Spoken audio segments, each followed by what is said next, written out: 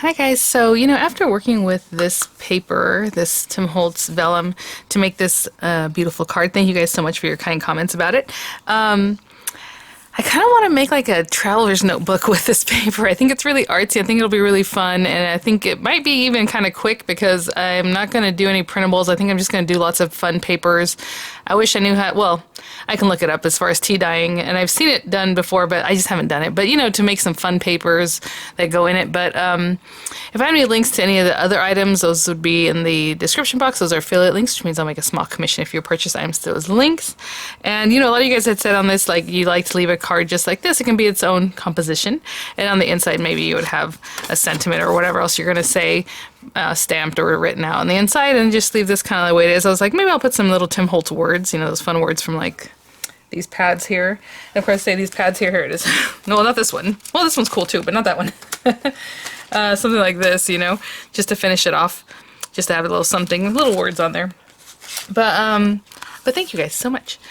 But what I think I'm going to do is just do the way I make my traveler's notebooks. It'll have 3 inserts. Maybe I'll do a folder, or I didn't think about that part. It could have 4 inserts, I guess, and maybe smaller.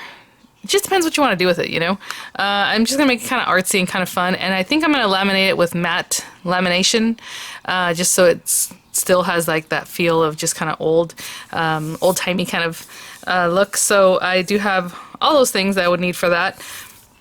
I was thinking about doing the Japanese seam binding because that is pretty. Ah, man, but it's faster if you just staple the inserts, I could think about it and maybe not have to be a whole like Japanese seam binding, maybe something a little bit different, because you do need like odd numbers for that, and especially like 5 would be best, because the way you come in from the out and you go in the next one, you come back around like this and then go over here, out, in, out, and then back in the middle, and it looks prettier, right?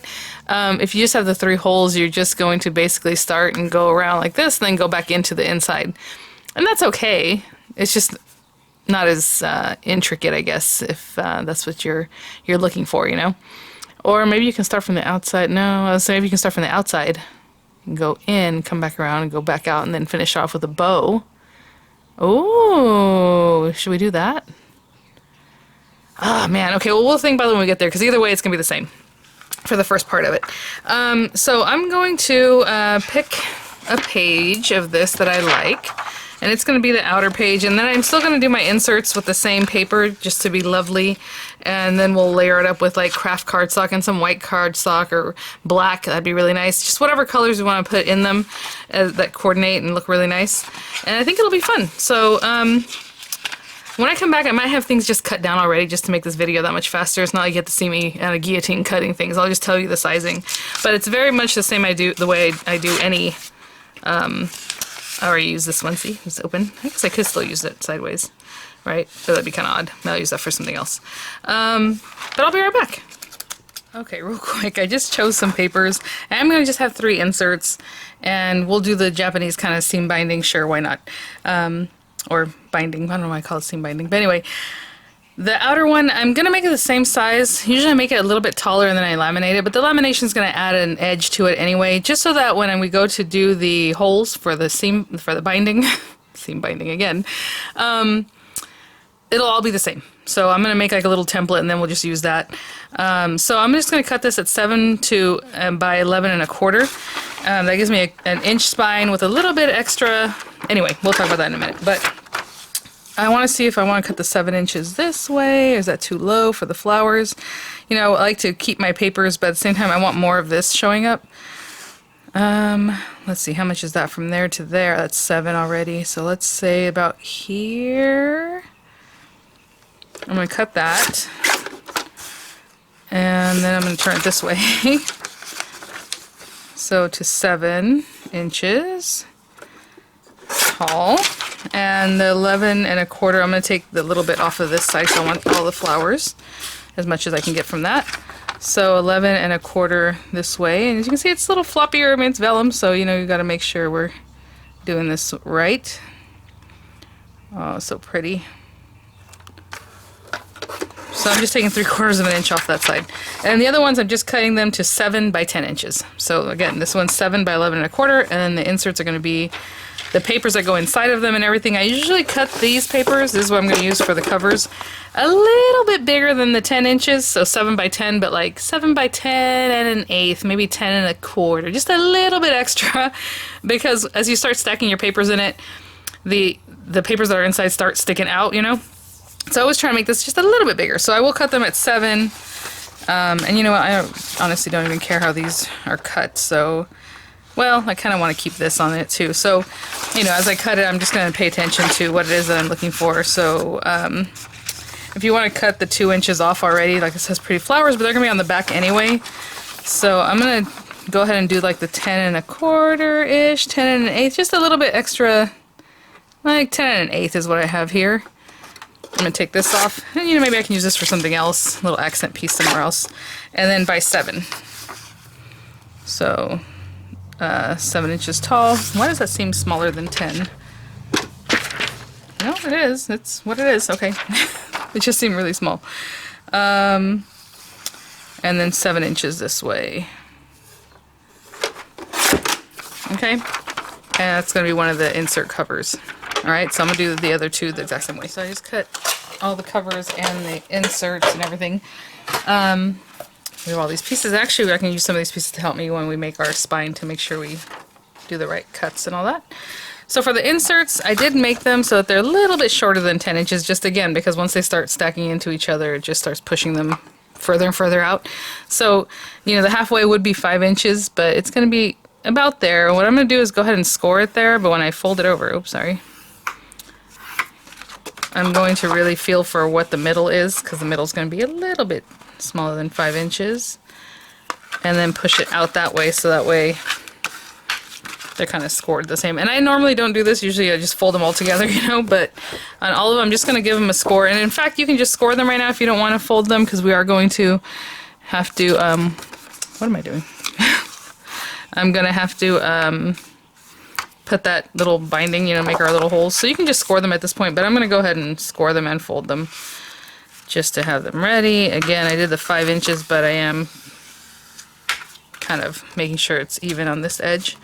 And I'm going to do this with all of them, and even the covers. So the covers, again, I did about 10 and an eighth, and since this is vellum, I'm just going to fold it over. I'm not going to measure it, because it is at a weird spot. And vellum, as you can see, is crinkly and it can crack, so you just want to be careful with it. But there it is. And what's going to happen is these guys are going to go in here, and that's going to help set it off so you can see it better, right? So a white page, maybe the black paper, and then the craft cardstock. So every insert is going to have 3 pages, which really ends up being 12 pages, right? So you have, when you open, you have 1, 2, 3, 4, and then the next one 5, 6, 7, 8, 9, 10, 11, 12, you know. So I'll do that with all of them, just score them and fold them. And I'm not doing anything with the cover yet, so I will be right back. Why do I keep lining it up on the other side? I don't know. There we go. And then this guy's also going to go into that book, but like I said, we're going to make our little holes for the binding. So this is going to be a little bit artsy, a little bit traveler's notebook. I don't know, like junk journal, traveler's notebook, artsy, like that. Okay? Okay, I'll be right back. So these are my inserts. And you can switch out the pages, you know, because the black underneath the paper looks really nice too. Let me see if I can show you right quick how that would look. You know, it still makes it pop. The craft cardstock will look really nice, whatever you want. But those are my inserts. For now, I'm just going to put them to the side. Along with the cover, I'm not going to do anything with that just quite yet. So our spine on this book is going to be 1 inch. And let me see if I have any 1 inch pieces of paper. Yay! So these pieces right here are 1 inch. Yeah, well, that's interesting. How did I end up with that? I don't know. But this is 1 inch, so what I'm going to do is cut it down to by 7, which I guess that means I need to take 1.5 inches off if I don't want to extend the arm. Yeah, so I'm going to take 1.5 inches off of this. This was an 8.5 inch piece of paper. So this is our 1 inch, and this can be our guide for popping our holes in here. Now, I have a big bite, I have a crocodile, just the regular one. If you have an awl, if you have the kind like those old punches I showed where you pull it and poof, it makes a hole, that's great too. Now, what we're going to do is a few things. So we gotta make ourselves a little template. If you can pop this into like Scan and Cut or your Brother or your Cricut, design something on there, that way it'll do it every time and you don't even have to worry about it, that'd be great too. But I'm gonna show you how to make your own little thing here. So I wanted to go right down the center, which I'm not gonna be too technical about it. I'm just gonna say like that looks like the middle to me. As far as the 3.5 inches, right? 3.5, 3.5. And what I'm gonna do is just mark that. Okay, and then how far down do you want your binding to start? 1/2 inch in? Do you want it 1 inch in? Wherever you want to put it is just fine. I'm thinking about 1/2 inch down looks nice. So like right here, I'm going to put another line, and then I'm going to put that same line down here-ish, right? I'm just eyeballing this because by the time you do it, it's going to be okay. Okay, and now let's look for the center of this. Now, my grid used to have, and you know, you can do this stuff on here actually, to be honest. You don't have to make lines. You can definitely just score it and then see where the score lines are and make your punches. But for now, again, I'm just purely eyeballing this. So I'm gonna put this back into its little 1 inch spot here. It's a little bit bigger than 1 inch, but that's okay. And 1/2 inch in. Actually, the bottom of my this mat has smaller markings, but up here it just has the 1 inch blocks. So that looks pretty good right there. So I'm going to mark that right in the center. And then we need to get ourselves another set of holes. So, I mean, really, if you think about it, that should be at 1/4 inch, right? 1/4 and 1/4. Let me just see if that's about straight. I'm not super concerned. There. And then 1/4 inch over here. So you're basically marking 1/4, 1/2, and 3/4. And I'm eyeballing that and seeing where it meets up over here. Pretty good. Let's just call it good there. So this is going to be our little guide, and I'm going to use this, and you can see it's a little bit off, like this probably should move over a little bit, and maybe I'll move it over a little bit when I make the actual holes, because I can see that that's a little bit too far. But what we're going to do, I'm going to use the smaller holes because I like that better. Obviously this one's like a regular hole punch hole. We're going to come in here, and all we're going to do is make holes where those registration marks where they tee, right, where they meet up. And that's going to make us a little thing. If you want to use the Anna Griffin one, like let's say you have that one, you can definitely use that. But basically I'm showing you how to make your own here. So there's that one. And I'm just, you know, obviously this is handmade because it's not going to be exactly perfect, but pretty good. And on this one I'm going to punch it a little bit to the right because I can see that that's a little bit off. So I'm going to punch it a little bit to the right. And again, you can set your gauges on this thing to punch only, what, 1/2 inch in. So there's those. I'm going to do the same thing over here. Now it's going to get tricky when we go to do the, and what I mean is by this, I can set it right here at 1/2 inch and lock it in. So not only do I have my markings, but also that's going to help me, and when I come in here, I'm just going to butt against there, and that's the 1/2 inch mark. Okay, but I'm still kind of, my numbers are a little bit lower, so I'm just going to go a little bit lower. And I'm going to eyeball that, and there it is, right there. And then this one, and then this last one, again, I'm just going to, this time go a little bit to the left because I can see it needs to be over a little bit to the left. And right there-ish. Okay. Sorry guys, I heard my son coming down and I wanted to make sure we can talk. And actually this part isn't tricky because you can still make it with the same crocodile because we can get into here, you know, these sides. But when you go to make the holes, again, you're going to need like an awl or one of those other kind of little guys, or a big bite, which I've had for many years. So this time we're only going 1/4 inch in off of this side, right? And again, I'm just lining up those little crosshairs, I guess, if you will. There we go. Yep. And this one, so, you know, again, handmade, it's probably going to be a little bit off, and I'm not going to worry about that too much, especially because right here we're going to put a big bow, and it doesn't matter as much. And then again, this one I'm going to bring it down just a little bit so I can see it's a little too high. You know, so I'm going to punch it like down in here somewhere. Maybe there. Still a little bit off. But, okay. So this guy is going to help us make our holes. It's also going to help us make the holes in the actual book, because like I said, I made it so it's the same height. Now, what we can do is you can temporarily hold these together, use some clippies, or, you know, several clippies, or whatever you want to do to hold these guys together. And basically I'm going to open this up. I'm going to take this, I'm going to lay it right here and find, I know it's hard for me to see because of the way I have it in front of the camera, but find the center of this, wherever those score lines are, where I had put my little score lines. And I'm going to take a pen and boop, boop, boop, do the same thing. And I'll do the same thing with all the inserts. And I'm just going to hold it, and hopefully that's where the center is, and that's fine. You know, they're all lined up. And I'm going to pop my little hole right in there. Just seeing that little black, you know, dot that I drew. Same thing for this side. Now for that middle one, it's going to be a little different. Going to be a little different. For this guy, I'm going to bring out my crocodile, so let me grab that right quick. I'll be right back. So he has two places that he can make holes there, and then the larger holes, but you just have to move this to where you want it, but I have it where I need it. And I'm going to bring this guy in. Again, if you haven't all, just do that, but I'm just going to eyeball where that's going. I can see that it's right about there. I guess I could set this down and do that. Now this guy actually has little feet you can put on this. I just don't use it to help you keep it up like this. It's these little guys. You just slide them on, pop them on. You can screw them on, and then it helps you keep it flat like on the table. But I always just keep this in my hand. So I'm going to do the other two inserts exactly the same way, and I will be right back.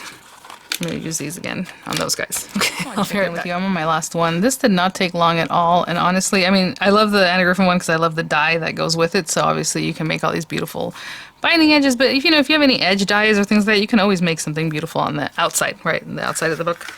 Right now I'm doing this pretty basic, but sorry, I was pulling this out and I dropped that big bite. But it's just really fast, like, I mean, you guys. And then it's, in my opinion, less frustrating. But that's alright. Okay. I will be right back once I get that big bite down at the center. You know, I guess that's it for now, because all we're going to do is put this into our book and our, cover. So what I'm going to do is go ahead and warm up my, what's it called? My laminator. And we're just going to run this through, and hopefully it looks nice, and we'll just go from there. If you don't want to laminate it, that's up to you. It's just, this is very thin. I mean, this stuff, it'll probably break down on you. I don't know that I'm even going to actually put score lines, because it's not really necessary. I mean, the book can go around like this, and then it can be soft edged, or you can go ahead and put your score lines, there would be score lines at 5 1/8 and 6 1/8 if you were to do that, because of the way it is. Maybe, I don't really want to, like I said, but let's do it, and just do it very carefully, okay? So 5 1/8 and 6 1/8, because that's where the halfway, leaving an inch in the center would be. So 5 1/8, and I'm barely touching this, guys, because again, it is vellum and it's delicate stuff. And then 6 1/8. If you guys haven't picked up the Scoremaster, I really, I have the old Martha Stewart one, I have We Are Memory Keepers one, I have all these different ones. This one's really fun because, again, it has the box measurement down at the bottom, so you can make box lids and all that. I really recommend it. But see, so I did a little something, not too much, really more than anything, it's just to help me when I go to place my little thing in the center, but you don't have to do that. You can just leave it and just let it wrap around your book. But I'm going to warm up my laminator and grab the matte lamination sheets, and I'll be right back. I'm waiting for this to get hot and ready. I'm just going to take this guy and pop it in as far as I can with my matte lamination sheet. Oh, one last thing. Do you want to corner around? I can corner around the other ones after they're bound or whenever I feel like. So let's see. I do like corner rounding, so I'm going to go ahead and corner round it with the 1/2 inch side. So I'll take this. Oh, interesting. I told you, vellum's so weird because, like I said, it's not plastic. Let me get my new corner rounder. That one's my super old one. It's like the first one where Memory Keepers came out with, the first iteration. And it's the same thing. It's just, it's getting dull. And cutting foil paper with it does not help. Thank you. I know that's an old tip, but it does not make any difference on that guy. He's been through a lot. So there we go. See? So this one, again, is about 10 years old, probably older than that. And this one I picked up more recently. And so there we are. And I'm going to take this in here and push it in as far as I can. You can put it right to the edge of the thing if you want so that you don't have to cut it down later, but I do like to give it enough edge so that it gets a nice seal, and then I'll cut it down. So, but if you wanted to push it up further, you know, that's up to you. So as you can see, we have that edge and we have this little bit of an edge, and then we'll cut this all off later. So I'm just going to make sure it's nice and smooth in there. Everything's good. Okay, and I'm just going to wait for this to tell me it is ready, and I will be right back. I can tell you, sometimes people, what they do with these extra pieces, especially because a lot of times they're the same width and things, the extra piece that we cut off from the inserts, is they just like fold them in half and make like a little book, or like a little tag that you can stick in there, but it's like a notebook, you know, so you can make little notes and toss it or whatever. Usually that works easier when you're using just printed pages or white, you know, typing paper, or printer paper. I'm sorry, I always want to say typing paper because I'm old.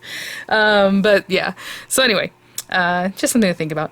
And then of course all these other pieces I'm definitely keeping and just popping them here and there. I mean, you can put that on a card and then build up some other, I mean, you don't have to toss out any of this vellum. Now the other papers I might recycle them because, you know, you don't have to keep every little bit. But the vellum for sure I will not toss. I'll just put it back in the 12 by 12 paper pad. You just kind of tuck them in there and they'll be there next time I need them. But okay, this, ooh, it's getting hot, so it'll be ready very soon. I'll be right back. It just now says that it's hot. Again, it's not so hot that you can't touch it, so that it's ready. One other thing, I'm just going to put this in here and it's just going to be its own cover, but if you wanted to build in a pocket, you know, in this, what you can do on this side is like take another piece of this stuff, cut it down to the size pocket you would want and place it under here, and what you would do is you flip them backwards so that the stuff that gets hot and I guess sticky is facing out, so the two sides that don't stick together, like these two sides, let's say these two, wouldn't be touching, and you put them in here, close it up, and run it through, and it'll make you a little pocket, and then you just have to slit it. But since I don't really want to mess with this too much, especially because it's vellum, I'm just going to go for a very basic cover. So I'm going to pop this in here, let it run through. I always have a knack of putting this in a little bit crooked, so hopefully we're okay. I think it's okay. And then I'll see what it looks like. If it looks like it needs to be run through one more time, I'll do that. This thing I'm going to keep forever. I don't have to make another one, but you guys saw it didn't take very long to make it. Super easy. If you want to do more holes, you want to do 5, you know, split the difference. Put another set of holes here and here, and now you have 5 loops, 7, whatever it is. How pretty. As soon as it comes out here, look at that. Yay! So anyway, I think it's going to take probably on this one. Okay, I shouldn't say that because you never know. But see how nice and slow this rolls through. So I will be right back. It makes a really nice lamination for you. Ooh, that feels good. Okay, I'll be back. So crazy. I told you guys I have a knack of putting this in here crooked, and I can see, I thought it was going to be crooked on this side, the way it was touching the very edge, but it started kind of going like this as it was going in. I was like, oh no. But look at this perfectness. My goodness. Look at the edge. I mean, look, I've never seen such a tight little small area of that, you know, the air bubble there, the air space.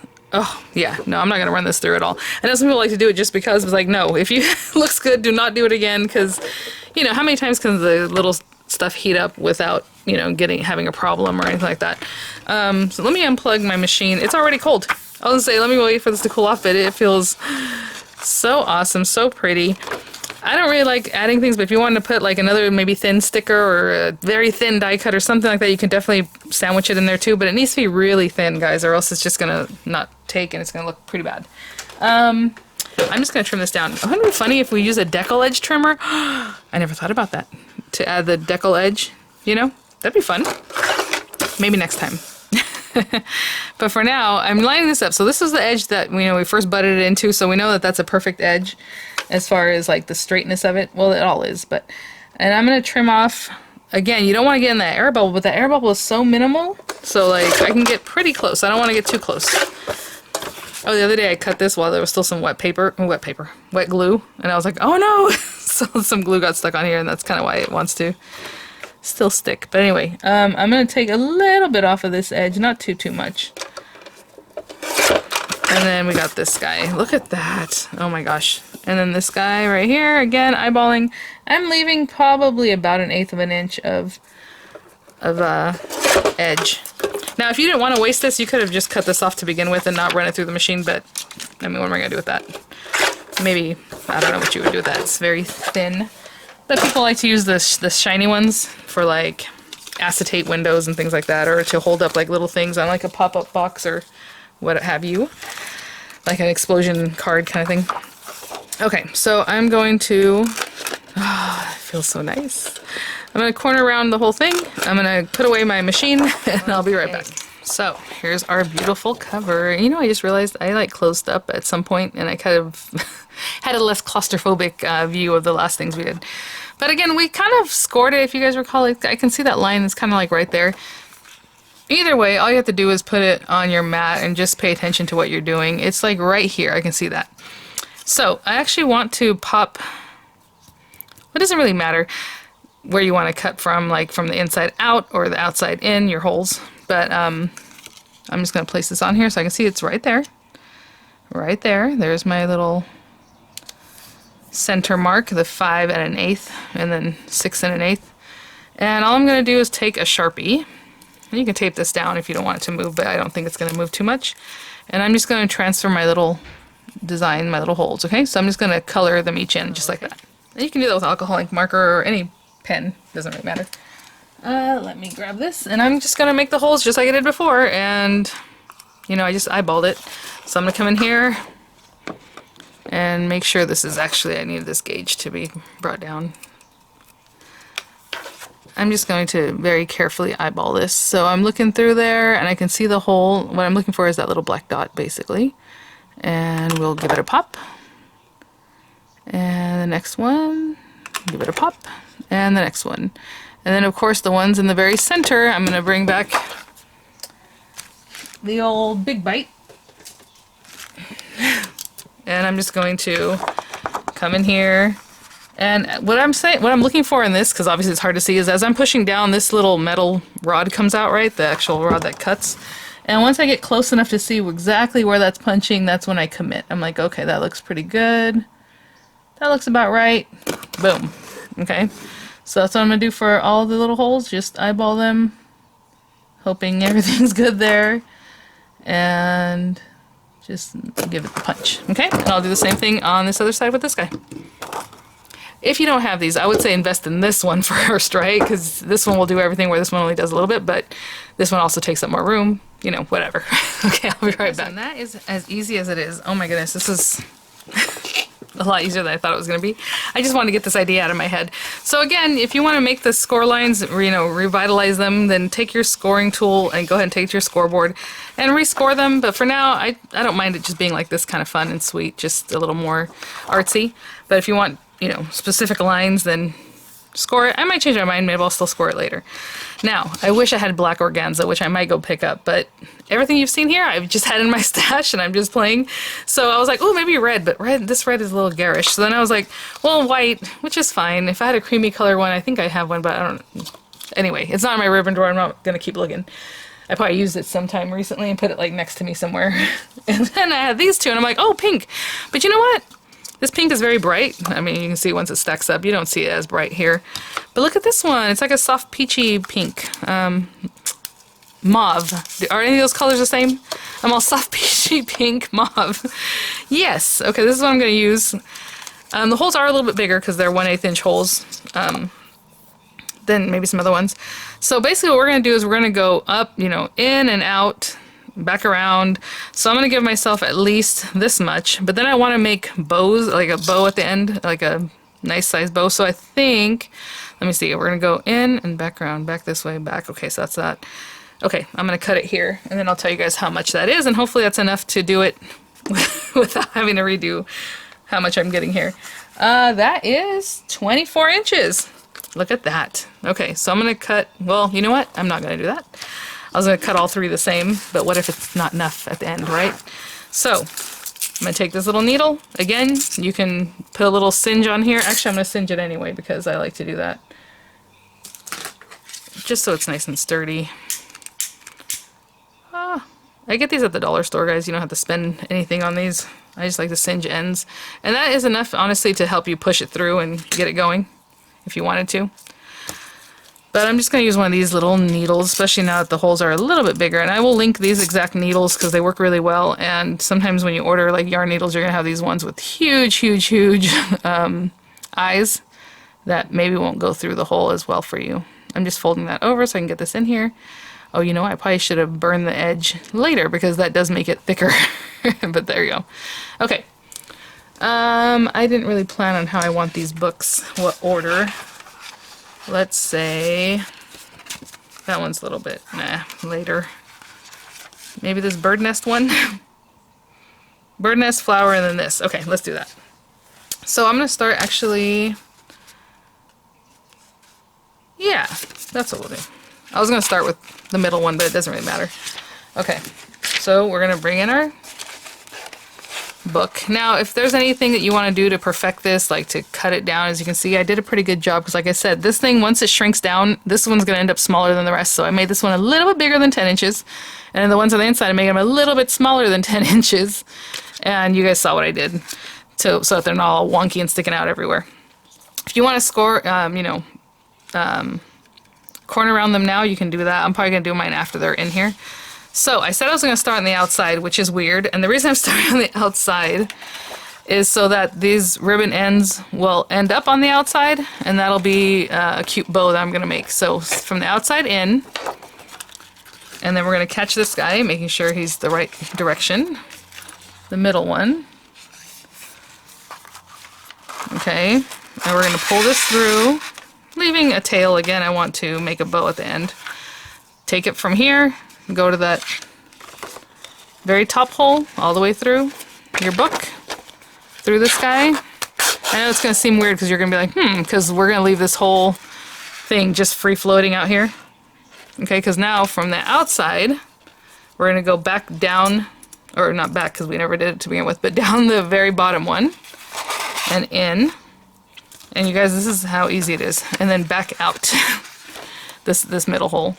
And when I come back out, I wanted to make sure I don't split my ribbon from before, because that can happen as you're in here. Let me get this a little closer to my face because I want to make sure I'm not going back into my ribbon. Hold on, guys. Give me a minute. There it goes. There's that. Going through. Okay. I don't want to hit that ribbon. Okay. And of course I still did it, but let me back away from there. Okay. There. Okay, and that's that. That was almost perfect to what I was thinking. Okay, so let's perfect this ribbon. I'm just going to leave that flat. I'm going to pull it a little tighter here and here. And then turn this over, pull it, and pull it. Okay. Now, this is why I left it the way I did. And I know it's hard to see because it's organza, and I'm so sorry. Let's turn our book the right way, just in case. I'm going to tie a little bow out here. So, again, I did 24 inches of ribbon. If you want to give yourself a little bit more so you have more to make your bow, and then you know how big you want your bows. If you don't want the bow on the outside, just do this backwards. So, you know, I started, look how cute. And of course, honestly, if you do, I'm going to have 3 bows out here. One here, one here, and one here. If you wanted to, just do this one the opposite way, meaning start on the inside, go out, come back in, go out, and then come back in, tie it off in here on like the first one and the last one. And then the middle one, do it the opposite way, the way I just showed you. And then that bow can then grab all 3 ribbons, right? These little strands that are going to be sticking out here, and pull it together in the middle. And it'll just look like it'll be cinched in a little bit. But I like what I did, and I'm going to continue doing that. So for now, I'm just going to leave that. I'll perfect them later. Let me cut 2 more lengths of 24-inch ribbon. Not from this. That's the wrong color. You can mix and match colors, too. I mean, there's so many fun ways. Okay. And also, it doesn't have to be organza. It can be anything. I will be right back. Okay, just popping this in here. And I left like maybe 5 or 6 inches there, and that worked out really well. So that is the inside of this one book. Insert, signature, whatever you want to call it at this point. Very fancy. And look how cute the back of this one. Love it. Okay, so that's one. And I'll just move on to the next one, being the middle. And let's pay attention to this. So this one's so funny. I really love the flowers that are back here, and I wish they were on the front, but if you see it, it's upside down if I go like this. Which honestly doesn't matter, because you can see some of this stuff is upside down anyway. But, oh well, I'm going to have to go to this one. And again, I'm going to start from the outside. So I'm going to go to the middle one. Just starting from the outside. I'm going to leave like oopsie, I meant to actually go into this one before I pulled it too far. So again, middle. You guys, this is so easy. Again, if you want to do 5 holes, you know, just add those other holes and it'll look really sweet. Again, I'm leaving like 5 or 6 inches out there.